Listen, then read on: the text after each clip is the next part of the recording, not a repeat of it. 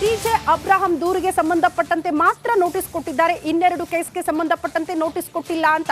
17A exactly ಇದೇ point ಈಗ ಬರ್ತಿದ್ದು. ಎರಡರ ಬಳಕೆಯೂ ಕೂಡ ದೂರುದಾರ ಪ್ರದೀಪರ ಪ್ರಭುಲಿಂಗ ನಾವದಿಗೆ ಅವರು ಇಲ್ಲಿ ವಾದ ಮಾಡ್ತಾ ಇದ್ದಂತಹ ಸಂದರ್ಭದಲ್ಲಿ ಒಂದಷ್ಟು ಅಂಶಗಳನ್ನು ಪ್ರಸ್ತಾಪ ಮಾಡ್ತಿದ್ದಾರೆ. 17A ಸಮಯಕ್ಕೆ ಸಂದರ್ಭಕ್ಕೆ ತಕ್ಕಂತೆ ಅದನ್ನ ಬಳಕೆ ಮಾಡಬೇಕಾಗುತ್ತೆ, ಅದೇ ರೀತಿ ಬಳಕೆ ಕೂಡ ಆಗಿದೆ ಅನ್ನುವಂತಹ ವಿಚಾರ ಪ್ರಭುಲಿಂಗ ನಾವದಿಗೆ ಅವರು ಪ್ರಸ್ತಾಪ ಮಾಡ್ತಿದ್ದಾರೆ. 17A 19 ಸೆಕ್ಷನ್ಗಳಿಗೂ ಸಂಬಂಧಪಟ್ಟಂತೆ ದೂರುದಾರ ಪ್ರದೀಪರ ಪ್ರಭುಲಿಂಗ ನಾವದಿಗೆ ಅವರು ಇಲ್ಲಿ ವಾದ ಮಂಡನೆ ಮಾಡ್ತಿದ್ದಾರೆ.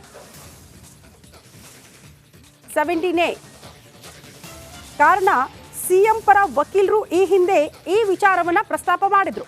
17A ಈ ನಿಯಮಗಳ ಅನುಸಾರ ರಾಜ್ಯಪಾಲರು ನಡೆದುಕೊಂಡಿಲ್ಲ ಅಂತ.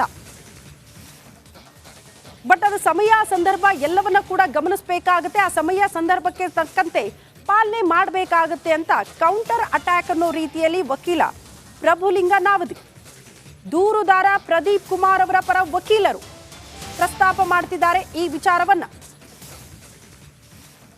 ಖಂಡಿತವಾಗಿಯೂ ಕೂಡ ತಿಳಿಸ್ತೇನೆ ಅನ್ನುವಂತಹ ವಿಚಾರವನ್ನ ಪ್ರಭುಲಿಂಗ ನಾವದಿಗೆ ಅವರು ಹೇಳ್ತಿದ್ದಾರೆ. ಕಾರಣ ಮಧ್ಯಪ್ರದೇಶದ ಒಂದು ಕೇಸ್ಗೆ ಸಂಬಂಧಪಟ್ಟಂತೆ ಒಂದು ಅಂಶವನ್ನ ಉಲ್ಲೇಖ ಮಾಡಿದ್ದಾರೆ.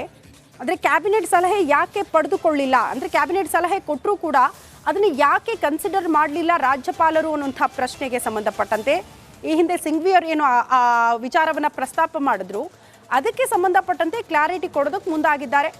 ಮಧ್ಯಪ್ರದೇಶದ ಒಂದು ಕೇಸ್ನ ಅಂಶವನ್ನು ಕೂಡ ಉಲ್ಲೇಖ ಮಾಡಿದ್ದಾರೆ. ಅಲ್ಲಿ ಮಾಜಿ ಸಿಎಂ ಆಗಿದ್ರೂ ಕೂಡ ಕ್ಯಾಬಿನೆಟ್ ನಿರ್ಧಾರವನ್ನು ತಿರಸ್ಕರಿಸಲಾಗಿತ್ತು. ಇಲ್ಲಿ ಸಿಎಂ ಆಗಿದ್ದಾರೆ, ಅಧಿಕಾರದಲ್ಲಿದ್ದಾರೆ, ಅವರ ಸೂಚನೆಯಂತೆ ಕ್ಯಾಬಿನೆಟ್ನಲ್ಲಿ ನಿರ್ಧಾರ ಆಗಿರಬಹುದಲ್ವಾ, ಅನುಮಾನ ಇತ್ತು, ಹಾಗಾಗಿ ಅದನ್ನು ಕನ್ಸಿಡರ್ ಮಾಡಿಲ್ಲ, ಪ್ರಾಸಿಕ್ಯೂಷನ್ಗೆ ಅನುಮತಿ ಕೊಡಲಾಗಿದೆ ಅನ್ನುವಂತಹ ವಿಚಾರವನ್ನ ಪ್ರಸ್ತಾಪ ಮಾಡ್ತಿದ್ದಾರೆ ಪ್ರಭುಲಿಂಗ ನಾವದಿಗೆ ಅವರು. ಹೈ ವೋಲ್ಟೇಜ್ ಹೈಕೋರ್ಟ್ನಲ್ಲಿ ವಾದ ಪ್ರತಿವಾದ. ಸಿಎಂ ಸಿದ್ದರಾಮಯ್ಯನವರಿಗೆ ಸಹಜವಾಗಿ ಬೆಳಗ್ಗೆಯಿಂದ ಟೆನ್ಷನ್ ಮೇಲೆ ಟೆನ್ಷನ್. ಮೊನ್ನೆ ಸಿಎಂ ಪರ ವಕೀಲರು ವಾದ ಮುಗಿಸಿದ್ರು. ಅವರು ಏನೆಲ್ಲ ಆಕ್ಷೇಪಣೆಯನ್ನ ಇತ್ತಿದ್ರಲ್ಲ, ಆಕ್ಷೇಪಣೆಗಳಿಗೆ ಸಂಬಂಧಪಟ್ಟಂತೆ ಇವತ್ತು ರಾಜ್ಯಪಾಲರ ಪರ ದೂರುದಾರರ ಪರ ವಕೀಲರು ವಾದ ಮಂಡಿಸ್ತಿದ್ದಾರೆ. ಹಲವು ಅಂಶಗಳನ್ನ ಪ್ರಸ್ತಾಪ ಮಾಡ್ತಿದ್ದಾರೆ. ಸಿಂಘ್ವಿ ಅವರು ಯಾವುದಕ್ಕೆಲ್ಲ ಆಕ್ಷೇಪಣೆ ಸಲ್ಲಿಸಿದ್ರು ಅದಕ್ಕೆ ಸಂಬಂಧಪಟ್ಟಂತೆ ಈಗ ಕೌಂಟರ್ ಅಟ್ಯಾಕ್ ಅನ್ನೋ ರೀತಿಯಲ್ಲಿ ವಾದಗಳಾಗ್ತಾ ಇರೋದನ್ನ ಗಮನಿಸ್ತಾ ಇದ್ದೀವಿ ಹೈಕೋರ್ಟ್ನಲ್ಲಿ. ಬಟ್ ಬಹಳ ಸ್ಪಷ್ಟವಾಗಿ ಇಲ್ಲಿ ಗಮನಿಸಬೇಕಾಗಿರುವಂತಹ ವಿಚಾರ ಅಂದ್ರೆ ನ್ಯಾಯಮೂರ್ತಿಗಳೇ ವಕೀಲರಿಗೆ ಪ್ರಶ್ನೆ ಮಾಡಿದ್ದಾರೆ ಅನ್ನುವಂಥ ಅಂಶ. ಇಷ್ಟೆಲ್ಲ ವಾದ ಮಾಡ್ತಿದ್ದೀರಿ, ಇಷ್ಟೆಲ್ಲ ಅಂಶಗಳನ್ನ ಪ್ರಸ್ತಾಪ ಮಾಡ್ತಿದ್ದೀರಿ, ಆದರೆ ಇಷ್ಟರಲ್ಲೂ ಕೂಡ ಸಿಎಂ ಪಾತ್ರದ ಬಗ್ಗೆ ಉಲ್ಲೇಖ ಆಗ್ತಾ ಇಲ್ಲ. ಸಿಎಂ ಪಾತ್ರದ ಬಗ್ಗೆ ಮೊದಲು ನಮಗೆ ತಿಳಿಸಿ ಅಂತ ನ್ಯಾಯಮೂರ್ತಿಗಳು ವಕೀಲರಿಗೆ ಪ್ರಶ್ನೆ ಮಾಡಿದ್ದಾರೆ ಅನ್ನೋದು ಗಮನಿಸಬೇಕಾಗಿರುವಂತಹ ವಿಚಾರ. ಅಭಿಷೇಕ್ ಮನು ಸಿಂಘ್ವಿ ಅವರು ಕೂಡ ಇದನ್ನೇ ಹೇಳ್ತಾ ಇದ್ದಿದ್ದು. ಯಾವುದೇ ತನಿಖಾ ಸಂಸ್ಥೆಗಳು ತನಿಖೆ ಮಾಡಿಲ್ಲ, ಸಿಎಂ ನೇರವಾಗಿ ಭಾಗಿಯಾಗಿದ್ದಾರೆ ಅನ್ನೋದಕ್ಕೆ ಸಾಕ್ಷಿಗಳಿಲ್ಲ, ಹಾಗಿದ್ರೂ ಕೂಡ ಪ್ರಾಸಿಕ್ಯೂಷನ್ಗೆ ಅನುಮತಿ ಯಾಕೆ ಅನ್ನೋದು ಪ್ರಶ್ನೆ ಆಗಿತ್ತು. ಅದಕ್ಕೆ ಸಂಬಂಧಪಟ್ಟಂತೆ ಈಗ ಸಿಎಂ ನೇರ ಭಾಗಿಯಾಗಿದ್ದಾರಾ, ಅದಕ್ಕೆ ಸಾಕ್ಷಿಗಳು ಏನು, ಅವರ ಪಾತ್ರ ಏನು, ಅಧಿಕಾರದಲ್ಲಿದ್ರು ಪ್ರಭಾವ ಬೀರಿದ್ರು ಅನ್ನೋದಕ್ಕೆ ಅದರ ಹೊರತುಪಡಿಸಿ ಇವರ ನೇರ ಭಾಗಿತ್ವ ಬೇಕಲ್ಲ, ಅದ್ರ ಬಗ್ಗೆ ಮೊದಲು ತಿಳಿಸಿ ಅಂತ ನ್ಯಾಯಮೂರ್ತಿಗಳು ಪ್ರಸ್ತಾಪ ಮಾಡಿದ್ದಾರೆ, ವಕೀಲರಿಗೆ ಪ್ರಶ್ನೆ ಮಾಡಿದ್ದಾರೆ ಅನ್ನೋದರ ಡೀಟೇಲ್ ಸಿಗ್ತಾ ಇದೆ. ಮೂಡಾ ಹಗರಣದ ಸಂಬಂಧ 2 ಸಮಿತಿ ರಚನೆಯಾಗಿದೆ, ನ್ಯಾಯಮೂರ್ತಿಗಳನ್ನೊಳಗೊಂಡ ಸಮಿತಿ ರಚನೆಯಾಗಿದೆ. ದೂರುದಾರ ಪ್ರದೀಪರ ಪ್ರಭುಲಿಂಗ ನಾವದಿಗೆ ಅವರು ವಾದ ಮಂಡಿಸುತ್ತಿದ್ದಾರೆ. ಮೂಡಾ ಹಗರಣಕ್ಕೆ ಸಂಬಂಧಪಟ್ಟಂತೆ 2 ಸಮಿತಿಯ ರಚನೆಯಾಗಿದೆ, ನ್ಯಾಯಮೂರ್ತಿಗಳನ್ನು ಒಳಗೊಂಡಂತಹ ಸಮಿತಿಯ ರಚನೆಯಾಗಿದೆ. ಇದನ್ನ ಪ್ರಸ್ತಾಪ ಮಾಡ್ತಿದ್ದಾರೆ. ಈ ಬಗ್ಗೆ ಮತ್ತಷ್ಟು ಡೀಟೇಲ್ಸ್ ಅನ್ನ ಕೊಡ್ತಾ ಹೋಗ್ತಾರೆ ಪೊಲಿಟಿಕಲ್ ಬ್ಯೂರೋ ಹೆಡ್ ವಿಜಯ್ ನೇರ ಸಂಪರ್ಕದಲ್ಲಿ ಜಾಯ್ನ್ ಆಗ್ತಿದ್ದಾರೆ. ವಿಜಯ್, ಹೈ ವೋಲ್ಟೇಜ್ ಅಂತ ಅನಿಸ್ತಾ ಇದೆ ಹೈಕೋರ್ಟ್ನಲ್ಲಿ ಸದ್ಯ ವಾದ, ದೂರುದಾರರ ಪರ ವಾದ, ರಾಜ್ಯಪಾಲರ ವಕೀಲರ ವಾದವನ್ನ ನಾವು ಗಮನಿಸ್ತಾ ಇದ್ರೆ ಸಿಎಂಗೆ ಟೆನ್ಷನ್ ಹೆಚ್ಚಾಗ್ತಾ ಇದೆಯಾ ಅಂತ. ಇನ್ನೊಂದು ವಿಚಾರ ಗಮನಿಸಬೇಕು ವಿಜಯ್, ಈಗ ತಾನೇ ಒಂದು ಮಾಹಿತಿ ಸಿಗ್ತಾ ಇತ್ತು, ನ್ಯಾಯಮೂರ್ತಿಗಳು ವಕೀಲರಿಗೆ ಪ್ರಶ್ನೆ ಮಾಡಿದ್ದಾರಂತೆ. ಇಷ್ಟೆಲ್ಲ ಅಂಶಗಳನ್ನ ಪ್ರಸ್ತಾಪ ಮಾಡ್ತಿದ್ದೀರಿ, ಆದ್ರೆ ಸಿಎಂ ಪಾತ್ರ ಏನು, ಅದ್ರ ಬಗ್ಗೆ ಮೊದಲು ತಿಳಿಸಿ ಅಂತ. ಅಂದ್ರೆ ಸಿಎಂ ನೇರವಾಗಿ ಭಾಗಿಯಾಗಿದ್ದಾರೆ, ಅವರೇ ಆರೋಪ ಎಸಗಿದ್ದಾರೆ ಅನ್ನೋದಕ್ಕೆ ಅಂಶಗಳೇ ಇನ್ನೂ ತನಕ ಪ್ರಸ್ತಾಪ ಆಗಲಿಲ್ಲ ಅಂತ.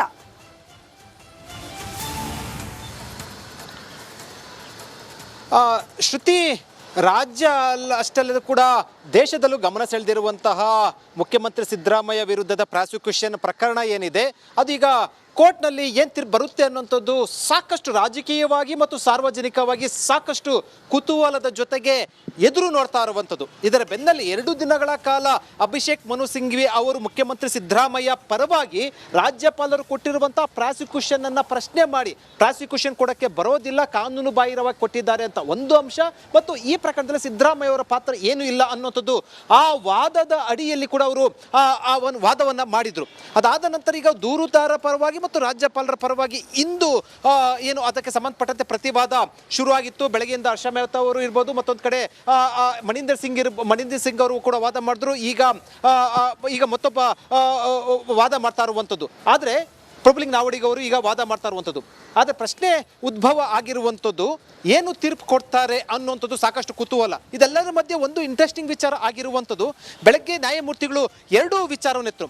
ಅಂದರೆ ಸಚಿವ ಸಂಪುಟ ಸಲಹೆಯನ್ನ ಸ್ವೀಕಾರ ಮಾಡಬೇಕಂತೇನಿಲ್ಲ ಅಂತ ಒಂದು ಮಾತನ್ನ ಹೇಳಿದ್ರು ವಕೀಲರಿಗೆ, ಅಂದರೆ ಪ್ರಸ್ತಾಪ ಮಾಡ್ತಾರೆ. ಅದಾದ ಬಳಿಕ ಈಗ ಪ್ರಭುಲಿಂಗ ನಾವಡಿಗ ಅವರು ವಾದ ಮಾಡ್ತಾ ಸಂದರ್ಭದಲ್ಲಿ ಒಂದು ಮಾತನ್ನು ಹೇಳಿದ್ರು. ಅಂದರೆ ಬೆಳಗ್ಗೆಯಿಂದ ಕೂಡ ಸಾಕಷ್ಟು ವಾದ ಮಾಡಲಾಗ್ತಾ ಇದೆ. ಆದರೆ ಮುಖ್ಯಮಂತ್ರಿ ಸಿದ್ದರಾಮಯ್ಯ ನಮಸ್ಕಾರ, ನೀವು ನೋಡ್ತಾ ಇದ್ದೀರಾ ರಿಪಬ್ಲಿಕ್ ಕನ್ನಡ, ನಾನು ಶ್ರುತಿ. ಹೈಕೋರ್ಟ್ನಲ್ಲಿ ವಾದ ಪ್ರತಿವಾದ, ಸಿಎಂ ಸಿದ್ದರಾಮಯ್ಯನವರ ಮೇಲೆ ಬಂದಿರುವ ಮೂಢ ಆರೋಪಕ್ಕೆ ಸಂಬಂಧಪಟ್ಟಂತೆ ಸಿಎಂ ಸಲ್ಲಿಕೆ ಮಾಡಿರುವ ರಿಟ್ ಅರ್ಜಿಗೆ ಸಂಬಂಧಪಟ್ಟಂತೆ ಹೈಕೋರ್ಟ್ನಲ್ಲಿ ಹೈ ವೋಲ್ಟೇಜ್ ವಾದ ಆರಂಭ ಆಗಿದೆ. ಪ್ರಭುಲಿಂಗ ನಾವದಗಿ ಅವರಿಂದ ವಾದ ಆರಂಭ. ಎಲ್ಲವೂ ಹೇಳಿದ್ರಿ, ಆದ್ರೆ ಸಿಎಂ ಪಾತ್ರ ಏನು? ಈ ಕೇಸ್ನಲ್ಲಿ ಸಿಎಂ ಪಾತ್ರ ಏನೆಂದು ಯಾರೂ ಹೇಳಿಲ್ಲ. ವಕೀಲರಿಗೆ ಹೈಕೋರ್ಟ್ ನ್ಯಾಯಮೂರ್ತಿಗಳು ಪ್ರಶ್ನೆ ಮಾಡಿದ್ದಾರೆ. ನೀವು ಆ ವಿಚಾರವಾಗಿ ತಿಳಿಸಿ ಅಂತ ನ್ಯಾಯಮೂರ್ತಿಗಳು ಹೇಳ್ತಿದ್ದಾರೆ. ನ್ಯಾಯಮೂರ್ತಿಗಳು ಹೇಳ್ತಾ ಇರೋದು, ಇಷ್ಟೆಲ್ಲ ವಾದ ಪ್ರತಿವಾದ ಮಾಡಿದ್ರಿ ನೀವೆಲ್ಲ, ಆದ್ರೆ ಇಷ್ಟೆಲ್ಲದರ ಮಧ್ಯೆ ಸಿಎಂ ಪಾತ್ರ ಏನು? ಸಿಎಂ ಪಾತ್ರದ ಬಗ್ಗೆ ನೀವು ಮೊದಲು ತಿಳಿಸಿ ಅಂತ ನ್ಯಾಯಮೂರ್ತಿಗಳು ಹೇಳ್ತಿದ್ದಾರೆ. ಬೆಳಗ್ಗೆಯಿಂದ ರಾಜ್ಯಪಾಲರ ಪರವಾಗಿ ವಕೀಲರು ಕೂಡ ತುಷಾರ್ ಮೆಹ್ತಾ ಅವರು ವಾದ ಮಂಡನೆ ಮಾಡಿದ್ರು. ಸ್ನೇಹಮಹಿ ಕೃಷ್ಣ ಅವರ ಪರ ವಕೀಲರು ಕೂಡ ವಾದ ಮಂಡಿಸಿದ್ರು.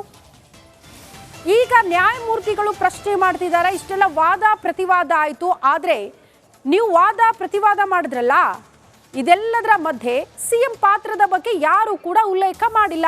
ಸಿಎಂ ಪಾತ್ರ ಏನು, ಇದರ ಬಗ್ಗೆ ಮೊದಲು ತಿಳಿಸಿ ಅಂತ ನ್ಯಾಯಮೂರ್ತಿಗಳು ಹೇಳ್ತಿದ್ದಾರೆ. ನ್ಯಾಯಮೂರ್ತಿಗಳೇ ವಕೀಲರಿಗೆ ಪ್ರಶ್ನೆ ಮಾಡ್ತಿದ್ದಾರೆ. ನೀವು ಆ ವಿಚಾರವಾಗಿ ಮೊದಲು ತಿಳಿಸಿ ಅಂತ ನ್ಯಾಯಮೂರ್ತಿಗಳು ಕೇಳಿದ್ದಾರೆ. ಹೈಕೋರ್ಟ್ನಲ್ಲಿ ಹೈ ವೋಲ್ಟೇಜ್ ಪ್ರತಿವಾದ ಆರಂಭ. ಪ್ರಭುಲಿಂಗ ನಾವದಗಿ ಅವರಿಂದ ವಾದ ಆರಂಭ ಆಗಿದೆ. ಈ ಮಧ್ಯದಲ್ಲಿ ನ್ಯಾಯಮೂರ್ತಿಗಳು ಒಂದು ಪ್ರಶ್ನೆ ಮಾಡಿದ್ರು ವಕೀಲರಿಗೆ. ನೀವಿಷ್ಟೆಲ್ಲ ವಾದ ಮಾಡ್ತಿದ್ದೀರಿ, ಹೌದು ಅಕ್ರಮ ಆಗಿದೆ ಅನ್ನೋದ್ರ ಬಗ್ಗೆ ಪ್ರಸ್ತಾಪ ಮಾಡ್ತಿದ್ದೀರಿ, ರಾಜ್ಯಪಾಲರ ನಡೆ ಬಗ್ಗೆ ಪ್ರಶ್ನೆ ಮಾಡ್ತಿದ್ರಿ, ರಾಜ್ಯಪಾಲರ ನಡೆಯನ್ನ ಸಮರ್ಥನೆ ಮಾಡಿಕೊಂಡು ವಾದ ಮಾಡಿದ್ರಿ, ಆದ್ರೆ ಇಷ್ಟೆಲ್ಲದರ ಮಧ್ಯೆ ಸಿಎಂ ಸಿದ್ದರಾಮಯ್ಯನವರ ಪಾತ್ರ ಏನು, ಅದರ ಬಗ್ಗೆ ಮೊದಲು ತಿಳಿಸಬೇಕು ಅಂತ ನ್ಯಾಯಮೂರ್ತಿಗಳು ಪ್ರಸ್ತಾಪ ಮಾಡಿದ್ದಾರೆ. ವಕೀಲರಿಗೆ ಪ್ರಶ್ನೆ ಮಾಡಿದ್ದಾರೆ ಅನ್ನೋದರ ಡೀಟೇಲ್ ಸಿಗ್ತಾ ಇದೆ. ಬೆಳಗ್ಗೆ 10:30ಕ್ಕೆ ಹೈಕೋರ್ಟ್ನಲ್ಲಿ ಕಲಾಪ ಆರಂಭ ಆಗಿ ಕಂಟಿನ್ಯೂ ಆಗ್ತಾ ಇದೆ. ಸ್ವಲ್ಪ ಮಧ್ಯಾಹ್ನಕ್ಕೆ ಬ್ರೇಕ್ ಸಿಕ್ಕಿತ್ತು. 2:30ಕ್ಕೆ ಮತ್ತೆ ಪ್ರಾರಂಭ ಆಗಿದೆ. ಮಧ್ಯಪ್ರದೇಶದ ಪ್ರಕರಣದಲ್ಲಿ ಸ್ಪಷ್ಟವಾಗಿ ಹೇಳಲಾಗಿದೆ ಅನ್ನುವಂತಹ ವಿಚಾರವನ್ನ ಕೂಡ ಇಲ್ಲಿ ಪ್ರಸ್ತಾಪ ಮಾಡ್ತಿದ್ದಾರೆ ಪ್ರಭುಲಿಂಗ ನಾವದಗಿ ಅವರು. ಮಾಜಿ ಮಂತ್ರಿ, ಮಧ್ಯಪ್ರದೇಶದ ಪ್ರಕರಣದಲ್ಲಿ ಸ್ಪಷ್ಟವಾಗಿ ಹೇಳಲಾಗಿದೆ, ಹಳೆಯ ಕೇಸ್ಗಳ ಉಲ್ಲೇಖ ಆಗ್ತಾ ಇದೆ.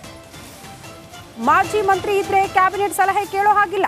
ಈಗಿರುವಾಗ ಇಲ್ಲಿ ಸಿಎಂ ಪರ ಕ್ಯಾಬಿನೆಟ್ ಸಲಹೆ ನೀಡುತ್ತೆ. ಹೀಗಾಗಿ ಈ ಪ್ರಕರಣದಲ್ಲಿ ರಾಜ್ಯಪಾಲರ ನಿರ್ಧಾರವೇ ಸರಿ ಅಂತ ಪ್ರಭುಲಿಂಗ ನಾವದಗಿ ಅವರು ಪ್ರಸ್ತಾಪ ಮಾಡ್ತಿದ್ದಾರೆ. ಸಿಎಂ ಕ್ಯಾಬಿನೆಟ್ ಮೇಲೆ ಪ್ರಭಾವ ಬೀರಿದ್ದಾರೆ. ಹಾಗಾಗಿ ಕ್ಯಾಬಿನೆಟ್ ನಿರ್ಧಾರವನ್ನ ಪರಿಗಣನೆಗೆ ತೆಗೆದುಕೊಂಡಿಲ್ಲ ರಾಜ್ಯಪಾಲರು. ರಾಜ್ಯಪಾಲರ ನಡೆಯೇ ಕರೆಕ್ಟ್ ಆಗಿದೆ ಎನ್ನುವಂತಹ ವಿಚಾರವನ್ನ ಪ್ರಭುಲಿಂಗ ನಾವದಗಿ ಅವರು ಪ್ರಸ್ತಾಪ ಮಾಡ್ತಿದ್ದಾರೆ.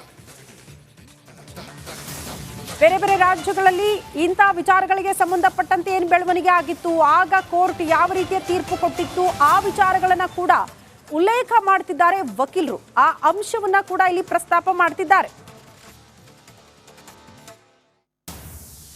ಮಧ್ಯಪ್ರದೇಶದ ಪ್ರಕರಣದಲ್ಲಿ ಸ್ಪಷ್ಟವಾಗಿ ಹೇಳಲಾಗಿದೆ, ಇಂಥ ಬೆಳವಣಿಗೆಗಳಾದಾಗ ಮಾಜಿ ಮಂತ್ರಿ ಇದ್ರೂ ಕೂಡ ಕ್ಯಾಬಿನೆಟ್ ಸಲಹೆ ಕೇಳೋ ಹಾಗಿಲ್ಲ. ಹೀಗಿರುವಾಗ ಇಲ್ಲಿ ಸಿಎಂ ಕ್ಯಾಬಿನೆಟ್ ಮೇಲೆ ಅವರ ಪ್ರಭಾವ ಇರೋದಿಲ್ವಾ? ಸಿಎಂ ಅನತಿ ಅಂತ ಕ್ಯಾಬಿನೆಟ್ ನಿರ್ಧಾರ ಆಗಿರಲ್ವಾ? ಹಾಗಾಗಿ ಕ್ಯಾಬಿನೆಟ್ ನಿರ್ಧಾರವನ್ನ ಪರಿಗಣಿಸಿಲ್ಲ ರಾಜ್ಯಪಾಲರು. ರಾಜ್ಯಪಾಲರ ನಡೆಯೇ ಕರೆಕ್ಟ್ ಆಗಿದೆ ಅನ್ನುವಂತಹ ವಿಚಾರವನ್ನ ಪ್ರಭುಲಿಂಗ ನಾವದಗಿ ಅವರು ಪ್ರಸ್ತಾಪ ಮಾಡ್ತಿದ್ದಾರೆ.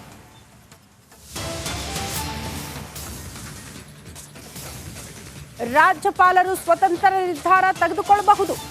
ಕ್ಯಾಬಿನೆಟ್ ಸಲಹೆ ಹೊರತುಪಡಿಸಿ ನಿರ್ಧಾರ ಕೈಗೊಳ್ಳಬಹುದು. ಈ ಬಗ್ಗೆ ಸುಪ್ರೀಂ ಕೋರ್ಟ್ ತೀರ್ಪುಗಳನ್ನ ಉಲ್ಲೇಖಿಸಿದ್ದಾರೆ ಪ್ರಭುಲಿಂಗ ನಾವದಗಿ ಅವರು. ರಾಜ್ಯಪಾಲರು ಸ್ವತಂತ್ರ ನಿರ್ಧಾರ ತೆಗೆದುಕೊಳ್ಳಬಹುದು. ಕ್ಯಾಬಿನೆಟ್ ನಿರ್ಧಾರವೇ ಅಂತಿಮ ಅಂತ ಈ ಹಿಂದೆ ಸಿಎಂ ಪರ ವಕೀಲರು ಸಿಂಘವಿ ಅವರು ಪ್ರಸ್ತಾಪ ಮಾಡಿದ್ರು. ಅಭಿಷೇಕ್ ಮನು ಸಿಂಘವಿ ಅವರು ಪ್ರಸ್ತಾಪ ಮಾಡಿದ್ರು. ಕ್ಯಾಬಿನೆಟ್ ನಿರ್ಧಾರಕ್ಕೂ ಕೂಡ ರಾಜ್ಯಪಾಲರು ಸೊಪ್ಪು ಹಾಕಿಲ್ಲ, ಅದನ್ನ ಕನ್ಸಿಡರ್ ಮಾಡಲಿಲ್ಲ. ಅದೆಲ್ಲವನ್ನ ಮೀರಿ ಪ್ರಾಸಿಕ್ಯೂಷನ್ಗೆ ಅನುಮತಿ ಕೊಟ್ಟಿದ್ದಾರೆ ರಾಜ್ಯಪಾಲರು. ತಮ್ಮ ವಿವೇಚನಾ ಅಧಿಕಾರ ಬಿಟ್ಟು ತರಾತುರಿಯಲ್ಲಿ ನಿರ್ಧಾರ ಕೈಗೊಂಡಿದ್ದಾರೆ ಅನ್ನುವಂತಹ ವಿಚಾರ ಇತ್ತಲ್ಲ, ಆ ವಿಚಾರಕ್ಕೆ ಸಂಬಂಧಪಟ್ಟಂತೆ ಈಗ ವಕೀಲ ಪ್ರಭುಲಿಂಗ ನಾವದಗಿ ಅವರು ಪ್ರಸ್ತಾಪ ಮಾಡ್ತಿದ್ದಾರೆ. ರಾಜ್ಯಪಾಲರು ಕ್ಯಾಬಿನೆಟ್ ನಿರ್ಧಾರವನ್ನೇ ತೆಗೆದುಕೊಳ್ಬೇಕು ಅಂತ ಏನೂ ಇಲ್ಲ. ಕ್ಯಾಬಿನೆಟ್ ಮೇಲೆ ಸಿಎಂ ಕೂಡ ಪ್ರಭಾವ ಬೀರಿರಬಹುದು, ಅವರ ಅಣತಿಯಂತೆ ನಿರ್ಧಾರ ಆಗಿರಬಹುದು. ಆ ಸಂದೇಹದ ಮೇಲೆ ಕ್ಯಾಬಿನೆಟ್ ನಿರ್ಧಾರವನ್ನ ಪುರಸ್ಕರಿಸಿಲ್ಲ ರಾಜ್ಯಪಾಲರು. ಹಾಗಾಗಿ ಸ್ವತಂತ್ರವಾಗಿ ನಿರ್ಧಾರ ತೆಗೆದುಕೊಂಡಿದ್ದಾರೆ ರಾಜ್ಯಪಾಲರು. ಆ ರೀತಿ ತೆಗೆದುಕೊಳ್ಳಬಹುದು.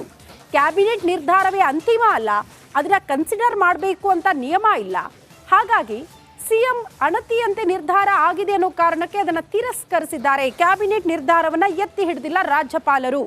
ರಾಜ್ಯಪಾಲರ ನಡೆಯೇ ಕರೆಕ್ಟ್ ಆಗಿದೆ ಅನ್ನುವಂತಹ ವಿಚಾರವನ್ನ ವಕೀಲ ಪ್ರಭುಲಿಂಗ ನಾವದಗಿ ಅವರು ಪ್ರಸ್ತಾಪ ಮಾಡ್ತಿದ್ದಾರೆ. ಬೆಳಗ್ಗೆ ರಾಜ್ಯಪಾಲರ ಪರ ವಕೀಲರು ಕೂಡ ತುಷಾರ್ ಮೆಹ್ತಾ ಅವರು ಕೂಡ ಇದೇ ವಿಚಾರವನ್ನ ಪ್ರಸ್ತಾಪ ಮಾಡಿದ್ರು. ಕ್ಯಾಬಿನೆಟ್ ನಿರ್ಧಾರ ಅಂತಿಮ ಅಲ್ಲ, ಯಾಕಂದ್ರೆ ಸಿಎಂ ಸಿದ್ದರಾಮಯ್ಯನವರ ಮೇಲೆ ಆರೋಪ ಬಂದಿದೆ, ಅವರು ಆರೋಪಿ ಸ್ಥಾನದಲ್ಲಿದ್ದಾರೆ. ಅವರನ್ನ ಹೊರಗಿಟ್ಟು ಅವರ ಅಧಿಕಾರ ಡಿಸಿಎಂ ಡಿಕೆ ಶಿವಕುಮಾರ್ ಅವ್ರಿಗೆ ಕೊಟ್ರೆ ಆ ಸಭೆಯನ್ನ ಮಾಡೋದಕ್ಕೆ ಅವರ ನೇತೃತ್ವದಲ್ಲೇ ಸಭೆ ಆದರೂ ಕೂಡ ಅಲ್ಲಿ ತೆಗೆದುಕೊಂಡಿರುವಂತಹ ನಿರ್ಧಾರ ಇದೆಯಲ್ಲ, ಸಂಪುಟದ ಸಹೋದ್ಯೋಗಿಗಳು ತೆಗೆದುಕೊಂಡಂತಹ ನಿರ್ಧಾರ ಸಿಎಂ ಸಿದ್ದರಾಮಯ್ಯನವರ ಅಣತಿಯಂತೆ ಇರುತ್ತೆ. ಹಾಗಾಗಿ ರಾಜ್ಯಪಾಲರು ಅದನ್ನ ಪರಿಗಣಿಸಿಲ್ಲ, ಅದನ್ನ ಕನ್ಸಿಡರ್ ಮಾಡಬೇಕು ಅನ್ನುವಂಥ ನಿಯಮ ಕೂಡ ಇಲ್ಲ. ಹಾಗಾಗಿ ರಾಜ್ಯಪಾಲರು ಪ್ರಾಸಿಕ್ಯೂಷನ್ಗೆ ಅನುಮತಿ ಕೊಟ್ಟಿದ್ದಾರೆ. ಕಾರಣ 3 ದೂರು ಜೊತೆಗೆ ಮೂಡಾ ವಿಚಾರಕ್ಕೆ ಸಂಬಂಧಪಟ್ಟಂತೆ ದಾಖಲೆಗಳ ಪರಿಶೀಲನೆ ಕೂಡ ಆಗಿದೆ. ಸಂದೇಹ ಬಂದಿದೆ. ಹಾಗಾಗಿ ಸಂದೇಹ ಬಂದಿರೋ ಕಾರಣಕ್ಕೆ ಈ ಬಗ್ಗೆ ತನಿಖೆ ಆಗಲಿ ಅಂತ ರಾಜ್ಯಪಾಲರು ಪ್ರಾಸಿಕ್ಯೂಷನ್ಗೆ ಅನುಮತಿ ಕೊಟ್ಟಿದ್ದಾರೆ. ಈ ವಿಚಾರವನ್ನ ರಾಜ್ಯಪಾಲರ ಪರ ವಕೀಲರು ಕೂಡ ಅದನ್ನ ಪ್ರಸ್ತಾಪ ಮಾಡ್ತಾ ಇದ್ರು ತುಷಾರ್ ಮೆಹ್ತಾ ಅವರು. ಈಗ ವಕೀಲ ಪ್ರಭುಲಿಂಗ ನಾವದಗಿ ಅವರು ಕೂಡ ಅದನ್ನೇ ಪ್ರಸ್ತಾಪ ಮಾಡ್ತಿದ್ದಾರೆ. ರಾಜ್ಯಪಾಲರ ನಡೆಯೇ ಕರೆಕ್ಟ್ ಆಗಿದೆ ಅನ್ನುವಂತಹ ವಿಚಾರವನ್ನ ಪ್ರಸ್ತಾಪ ಮಾಡ್ತಿದ್ದಾರೆ. ಕಾರಣ ಸಿಎಂ ಪರ ವಕೀಲರು ಈ ಹಿಂದೆ ಅಭಿಷೇಕ್ ಮನು ಸಿಂಘವಿ ಅವರು ಹೇಳ್ತಾ ಇದ್ರು, ಕ್ಯಾಬಿನೆಟ್ ನಿರ್ಧಾರ ಎತ್ತಿ ಹಿಡಿಬೇಕಾಗಿತ್ತು. 17A ಆ ನಿಯಮಗಳ ಪಾಲನೆಯನ್ನ ರಾಜ್ಯಪಾಲರು ಮಾಡಿಲ್ಲ. ತರಾತುರಿಯಲ್ಲಿ ನಿರ್ಧಾರ ಕೈಗೊಳ್ಳಲಾಗಿದೆ. 3 ದೂರು ಪೈಕಿ